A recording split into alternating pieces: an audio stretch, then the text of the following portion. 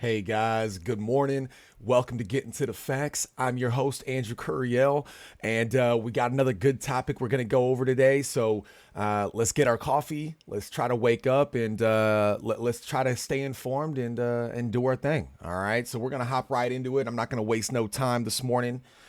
We got this first article here, and I told you guys I don't like to be lied to. It drives me insane when I get lied to, especially when I get lied to about something you're trying to force me to do.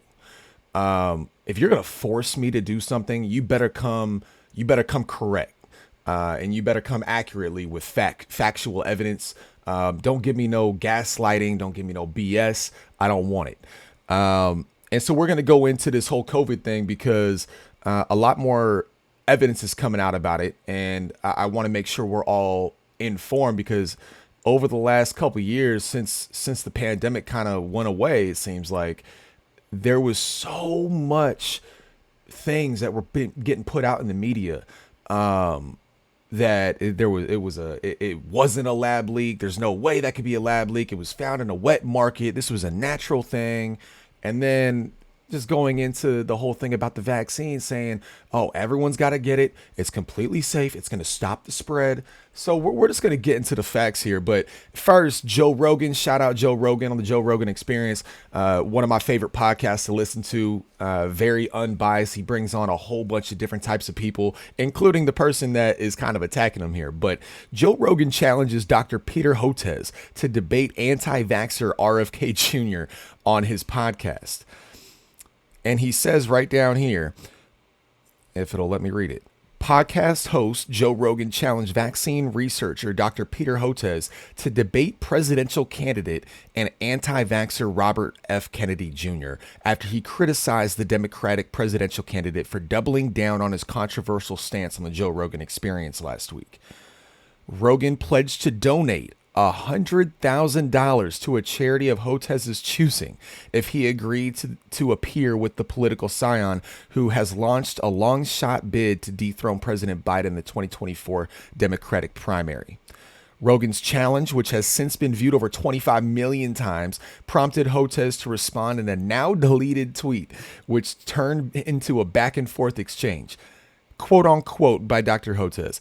Be serious, Joe. That's what you throw for your hunting buddies on a weekend, Hotez said. A $50 million endowment, which you/Spotify/RFK Jr. can easily afford. Not for me, but so that we can continue making low-cost, patent-free vaccines for the world's poor.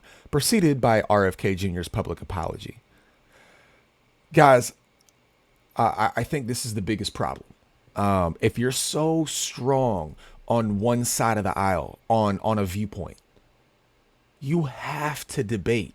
You have to go and talk this out and debate against somebody who has a different viewpoint than you, especially on something that affects everybody. This affects the entire country, all 330 plus million people in this country. It affects. And you're telling me that you won't debate. Oh, unless you throw half of the money that Spotify gave Joe Rogan to go to Spotify. He wants $50 million to charity. Give me a break. Give me a break. I'm sorry, 100 grand should definitely be enough. I mean, we can double it. Sure. But there's also, if you actually look into this, there's a couple hedge fund people, a couple big millionaire people that even said that they would put more money in on top of the 100 grand that Joe Rogan already said. So this completely is just a joke by this doctor. He honestly is just scared of a debate. I don't know if you have tried looking in to RFK Jr. I've watched the Joe Rogan Experience with RFK Jr. on there. The dude is not a quack. He's not speaking out of his mind. He's speaking very informally. He actually wrote a book on why he thinks the way he thinks on vaccines. And in that book, he lists all of his references where he gets all of the studies, all of the the numbers on why he believes what he believes. We should care about that, and we should want to see a back and forth between him and this Dr. Hotez guy or anybody else that has strong opinions on the vaccines. And obviously there's vaccines that work. We're not saying about that. We're talking strictly about COVID in this situation because COVID was just it was put on us so quick, and it's not like it was developed for years and years and years and then all of a sudden we needed it and we started using it. No, they started actually making this vaccine within, I think within 9 months, if I'm not mistaken, they had the vaccine out without having it started before. There was no long-term studies done, which are typically done with a vaccine. So RFK Jr.'s stance on this is very, very reasonable. So I hate anybody that tries to shut down debate just because they think, oh, they're a conspiracy theorist. You shut down speech with better speech. You don't shut down speech by going to political people in power or anybody else to try to shut that person down or go to a company and get them canceled. That's not how you do it. Better speech always wins out. Always, especially when you're coming with facts.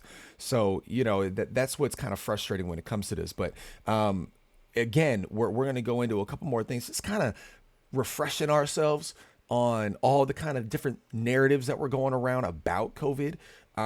Because I think we kind of, as a majority, I think we all kind of forgot on exactly what was being said out in the media when it comes to this. So we got another article here. All right. And they just came out with this not too long ago. Let me see. Is it going to give me a date? No, it's not. But it's from The Guardian. You guys definitely willing to go check it out. This article is more than 3 months old. We at least got that. Here we go. February of this year. All right. Perfect. And again, at the headline here, guys, it says COVID-19 likely came from lab leak, says news report citing U.S. Energy Department. The virus that drove the COVID-19 pandemic most likely emerged from a lab leak, but not as part of a weapons program, according to an updated and classified 2021 U.S. Energy Department study provided to the White House and senior American lawmakers. The department's findings, departure from previous studies on how the virus emerged, came in an update to a document from the Office of National Intelligence Director Avril Haines. The Wall Street Journal reported, still waking up, guys. It follows a finding reportedly issued with moderate confidence by the FBI that the virus spread after leaking out of a Chinese lab. Guys, I don't know if you remember this, but you were labeled a conspiracy theorist. You were labeled an extreme right-wing person if you didn't fully head over heels believe what the White House and everyone was saying, that it was from the wet market. If you thought it was a lab leak, you were a conspiracy theorist, hands down. We can't. That's so dangerous, especially in today's world with social media and everything, and how they're handling social media on canceling people. I mean, I don't know if you noticed how many people got their accounts suspended on YouTube and on Instagram and on Facebook, just because they posted something about it being a lab leak or possibly being a lab leak. Again, guys, we need to protect speech. You win the battle of speech with better freaking speech. And we need to hold our private companies who are canceling people and censoring people. And we need to hold our politicians to the same account and not allow this, because we will head straight into a communist world in the United States if we allow politicians and private companies to censor the public platform when it comes to speech. And we need to protect that as much as we can, because this is ridiculous. They just came out with that. But if we actually go back, let me see, what's my other article? Nope, not that one. Oh, yeah. And another claim that they also made. back, and it wasn't necessarily the pharmaceutical companies that were making this claim, right? But it was our politicians. Every single time you would have um, uh, the surgeon, the top surgeon for the White House coming out saying that there's no way it's a lab leak, that the vaccine is completely safe, it's going to stop the spread.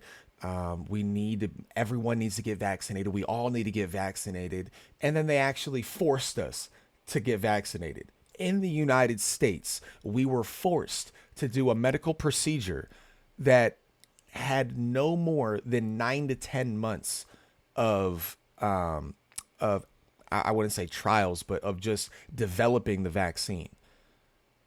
And we're forced to take it in the United States. That is absolutely insane. And it was all in the name of protecting your fellow citizen. When, if you got the vaccine, it's supposed to protect you. Okay. Like, first and foremost, it protects you. And then they were trying to say, to force everyone to get it, that it actually stops the spread. So everyone needs to get it because then it stops the spread. But that was complete BS. Complete BS.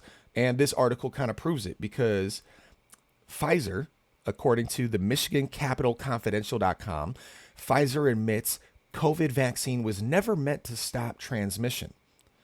The COVID vaccine was never designed to stop transmission of the virus, and it was never tested to see whether it did, the company admitted this week. Not only did Pfizer CEO Albert Bourla tweet in April of 2021 that the vaccine was, quote unquote, 100% effective in preventing COVID cases in South Africa, the company put out a press release making the claim. So it was actually Pfizer that made that claim. Guys, and this is... Oh, Lord Jesus. This is why the average person needs to pay the hell attention to what's going on. We need to pay attention to what the hell they're trying to push out here and they're trying to force us to do. We can't stay silent. We can't be little sheep just going around just following whatever our politicians are trying to tell us to do. This is so concerning. It's beyond concerning for me personally. Because if they're doing this now, what happens in 20 years? What happens when we have another pandemic? Are we really going to just follow what they're wanting us to do this easily when we know how much they lied to us and how much they falsified a lot of stuff just to push this vaccine and give these pharmaceutical companies billions and billions and billions of dollars? And it was free, right? Oh, it was free. No, it's your taxpayer money. Everyone's taxpayer money went to this. It's not free. The government doesn't just have a whole bunch of money that they've made, the United States. No, they're using your money, our money. So we've really got to pay attention to this, guys. We really do.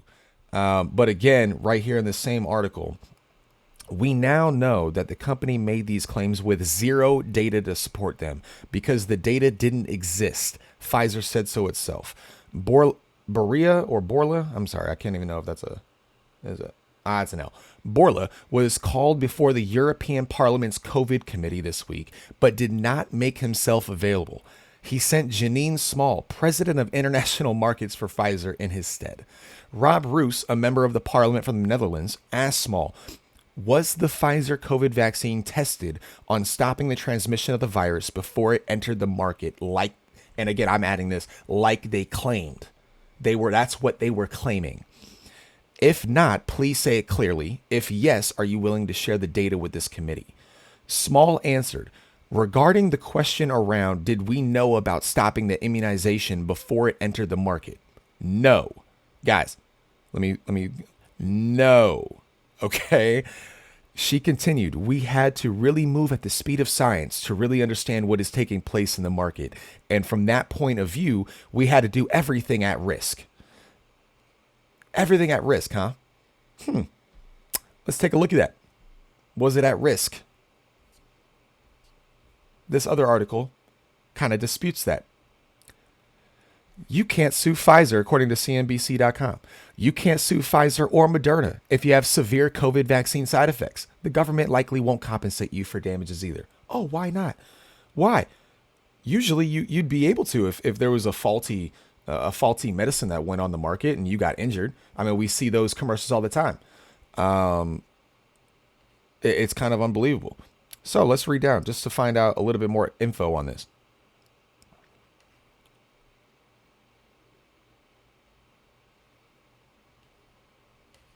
All right, perfect. Right here. Immune to lawsuits.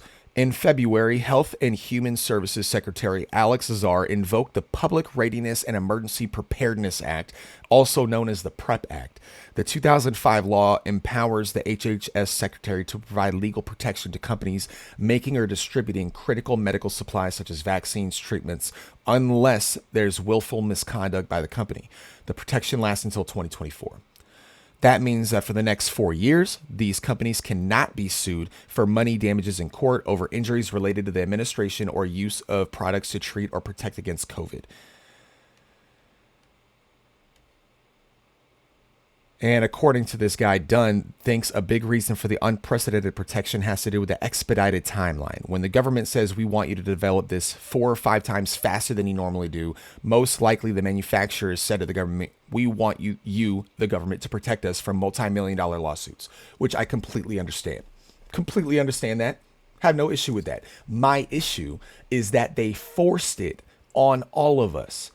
If you are going to make these pharmaceutical manufacturing companies to make a vaccine faster than they typically would, which I think when I scroll down a little bit, I'll show you some other info that's kind of crazy. But they made this faster than any other time, any other vaccine in history. Okay. If you're going to do that, you cannot say that we have to. It is a mandate to take this. That is, it's insane. It's insane. People have different health things, health exemptions, religious exemptions, and really it doesn't even matter if it's a health or religious exemption. You being a United States citizen, you should have the right, just like we have almost in our entire existence as a country. You've had the right to choose what's best for you and your family. And it seems like they completely are taking that away, and they took it away with a blink of an eye. I mean, this happened so quick, guys. I don't know if you remember what life was like before 2020, but I don't ever remember our government being so top down authoritarian when it came to something. And it really scared the crap out of me, and I know it scared the crap out of a lot of people, because this is our freedom. And if we lose freedom, if we lose personal, individual freedom, it's not going to be long before this entire country is completely different, and we're following the footsteps of a communist country like China. And I don't say that lightly. Okay, I don't just throw that around like, oh, we're about to become China. No, no, no, no. We're doing a lot of things that China is doing and implementing, and we just need to be aware of it. But let's scroll down here real quick too. Again, to go into this, guys, remember when I said they made this vaccine faster than any other vaccine in history. The quickest vaccine ever developed was for mumps. It took 4 years and was licensed in 1967. Pfizer's COVID vaccine was developed and cleared for emergency use in 8 months. Guys, come on. Let me read this again. The quickest vaccine ever developed was for mumps. It took 4 years and was licensed in 1967. Pfizer's COVID vaccine was developed and cleared for emergency use in 8 months. Come on, guys. Come on. We gotta be aware of this. Okay. We gotta be aware of this. We gotta speak up. We gotta make sure our average person can see this stuff that I just popped up for you guys and pulled up the articles for, because the truth matters. The truth matters more now than ever. Now that they're trying to muddy the waters so much, and try to get you so emotional about not killing grandma and all this stuff, when that wasn't even that shouldn't have even been something that you say to the American people.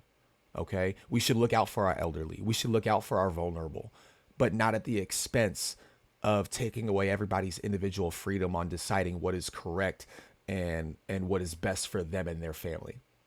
So, again, guys, I say it all the time. I I'm an independent. I I I care about the sovereignty of both sides of the aisle. I care about each person's individual freedom to choose what's best for them on both sides of the aisle. Why is it that only one side of the aisle is trying to force something, especially a new a new medicine, a new vaccine down everyone's throat? That's what's concerning. And if you're on that side of the aisle that's doing that, can we at least see that? Can we look at that and realize that that's what's happening? Because if we can't, guys, then they've done such a good job dividing us just based off one side not wanting to look at factual evidence and the other side willing to look at it. Not even saying that they go by it, but that they're at least willing to look at it. And I think that's why people are saying there's no such thing as an independent no more, because one side's gone so extreme that it's pushing so many independents to just be leaning on one side of the aisle. And again, I think the majority of it is because a lot of moderates, a lot of independents, they also care about everyone's personal freedoms and personal decisions to decide what's best for them. So I hope you guys liked the articles and everything I popped up today. I really I thought this was a great subject to go over, because we need to remember a couple of these things that were going on and what they were saying about the vaccine and about COVID, because now everyone just wants us to forget about it. Now that everything is confirming that it was all BS.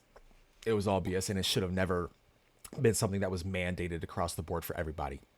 We should have been able to choose. But I appreciate you guys. I hope you have a great day. I know it's the morning, so thanks for waking up with me. Make sure you press the like button if you like the content in this video, and make sure you press the subscribe button as well. Make sure you follow us and get notifications whenever we drop a new episode. Like I said, guys, I'm going to keep doing this every single day. Try to find new topics, new things that I think the average American should go over.